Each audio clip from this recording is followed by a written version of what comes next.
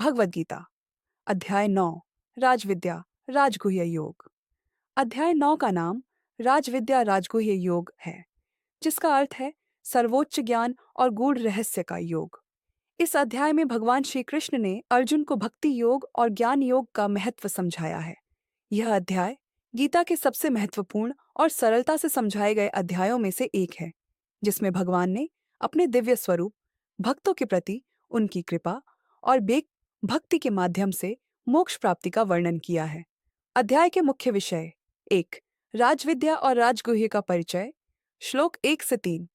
भगवान श्री कृष्ण इसे राजविद्या, सर्वोच्च ज्ञान, और राजगुह्य, सर्वोच्च रहस्य कहते हैं।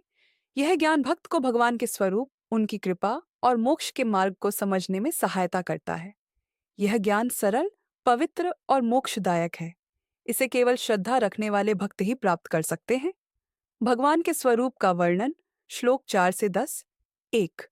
भगवान ने अपने सर्वव्यापी और सर्वशक्तिमान स्वरूप का वर्णन किया है। 2. भगवान कहते हैं कि वे इस संसार के कर्ता और धर्ता हैं, लेकिन फिर भी वे इससे अलग और अचल रहते हैं। श्लोक 4. मया तत्मिदं सर्वं जगदव्यक्तमूर्तिना मत्स्थानि सर्वभूतानि न चाहं तेष्वस्थितः जास्तप। मैं अपनी अव्यक्त रूप में पूरे जगत में व्याप्त हूँ। सभी प्राणी मुझ में स्थित हैं, लेकिन मैं उनमें स्थित नहीं हूँ। 3.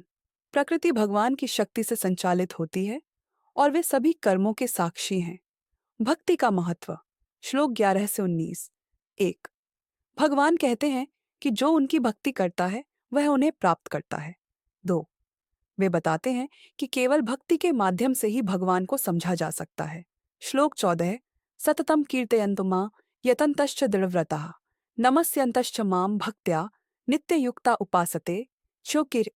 जो भक्त सतत मेरा कीर्तन करते हैं, दृढ़ संकल्प से प्रयास करते हैं और भक्ति के साथ मुझे प्रणाम करते हैं, वे मुझे प्राप्त करते हैं।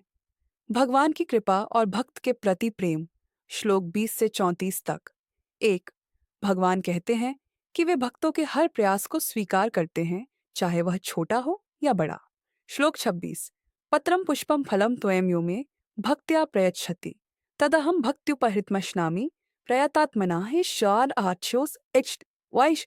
जो मुझे प्रेम और श्रद्धा से एक पत्ता, फूल, फल या पानी अर्पित करता है, मैं उसे सहर्ष स्वीकार करता हूँ। 2.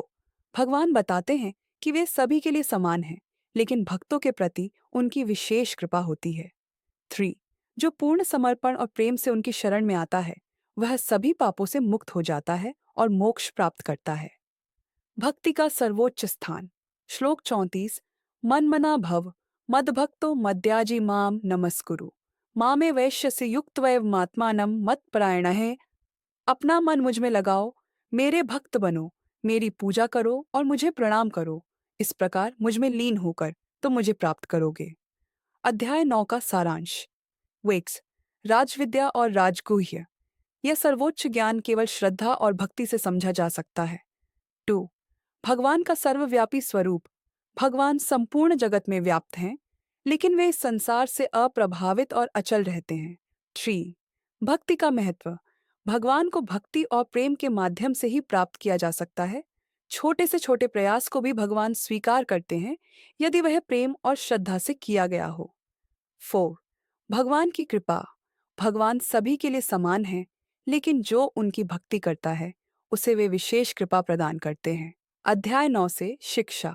1. श्रद्धा और भक्ति का महत्व। ईश्वर को पाने का मार्ग ज्ञान और कर्म से अधिक सरल भक्ति है। 2. समर्पण।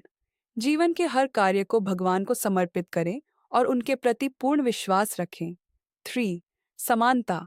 भगवान सभी को समान दृष्टि से देखते हैं, जाति, धर्म या स्थिति का उनके लिए कोई भेदभाव नहीं है। 4. सरलता में भगवान। भगवान को प्राप्त करने के लिए किसी भव्य पूजा की आवश्यकता नहीं है, केवल प्रेम और श्रद्धा ही पर्याप्त है। निष्कर्ष। अध्याय 9 राजविद्या राजगुह्य योग का मुख्य संदेश है कि भगवान की प्राप्ति का सबसे सरल और सर्वोत्तम मार्ग भक्ति है। भगवान श्री कृष्ण ने यह स्पष्ट किया है कि जो भक्त उन्हें श्रद्धा, प्रेम और समर्पण के साथ पूजते हैं, वे उन्हें अवश्य प्राप्त करते हैं। यह अध्याय हमें जीवन में ईश्वर के प्रति समर्पण, सादगी और प्रेम का महत्व सिखाता है।